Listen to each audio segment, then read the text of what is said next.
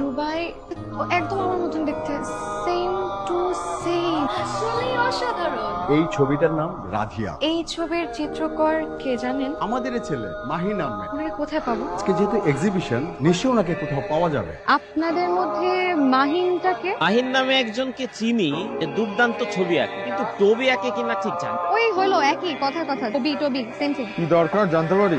বেশি কথা বল। আমি জিজ্ঞেস করেছি আপনি চিনেন কিনা। কে না কে কার ছবি এঁকেছে, তোর চেহারার সাথে না আমার একটু মিলে গেছে। কি এমন মহাভারত অশুদ্ধ হয়েছে? গ্যালারির ছবিতে হাত দেওয়া নিষেধ লেখা আছে, কারণ ছবি হাত দিয়ে নয়, চোখ দিয়ে স্পর্শ করতে হয়। আমি সেই থেকে আপনাকে দেখছি, আমার সাথে এরকম আচরণ, মানে আপনার প্রবলেমটা কি?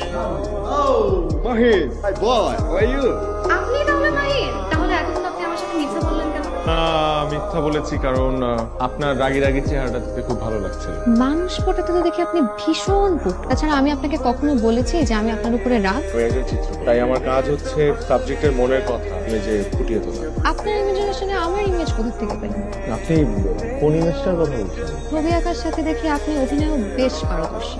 আমি আপনার ছবিটা কিনতে চাই। অবশ্যই, ছবি বেচেই তো আমার আঁকা। 500 টাকা যা লাগে আমি দিয়ে দিচ্ছি, কিন্তু আমি চাই না আমার ছবির স্থান কারো লিভিং কিংবা বেডরুমে। এই মুহূর্তে আমি আপনাকে ছবিটা দিচ্ছি। এক্সিবিশন চলাকালীন অবস্থায় কোনো ছবি দেয়াল থেকে নামানো সম্ভব না। কিন্তু আপনার আমাকে প্রমিস করতে হবে যে ছবিটা আপনি আমাকে দিবেন। কি হয়েছে, আপনি কি ছবিটা কাউকে দিয়ে দিয়েছেন? আপনি ভাগ্যিস আমাকে আপনার ফোন নাম্বারটা দিয়ে দেন, তাহলে যেভাবেই হোক আপনাকে কনভিন্স করে ছবিটা আমি অন্য কাউকে দিয়ে দিই। আমি তো আপনার থেকে এই ছবি 600 টাকায়ও কিনবো। আপনি আজকে প্লিজ ওনাকে ছবিটা দিয়ে দিন। আর ছবির দাম এত হয় নাকি? পাগল। ঘুম ভাঙলে মনে হয় সত্যি তো তুমি আমার পাশে, কিন্তু স্বপ্নে তো রং এগুলো কিছুই বল।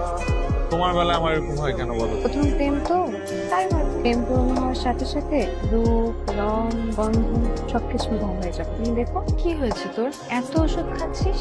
কই কিছু না তো। আরে মা কিছু হলে শুধু শুধু ওষুধ খাই আমাকে একদম দেখবি অসুস্থ বানিয়ে ফেলে। ভাত দে তো।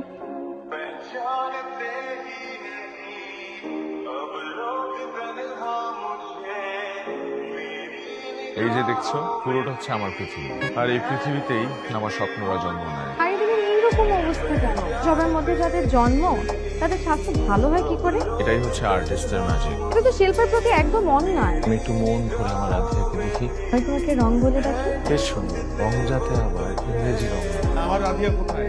ও আমার সাথে এরকম কেন করলো? আমি কি এমন অপরাধ করেছি যে আমার সাথে আমাকে এত বড় একটা শাস্তি দিল? আমি গত 4-5 মাস ওকে কোথায় খুঁজি, আমি মাদের মতো খুঁজছি, সব জায়গায় খুঁজছি, কিন্তু কোথাও পাইনি আমি। গত কয়েক মাস ধরে সে হসপিটালে চিকিৎসাধীন অবস্থায় আছে। ডাক্তার বলেছে ব্রেন টিউমার। ওটা এতই বড় হয়ে গেছে, ডাক্তার বলেছে খুব ক্রিটিক্যাল অবস্থা। কি বলছো এগুলো তুমি? আমাদের মাঝেও হয়তো আর বেশি দিন থাকবে না।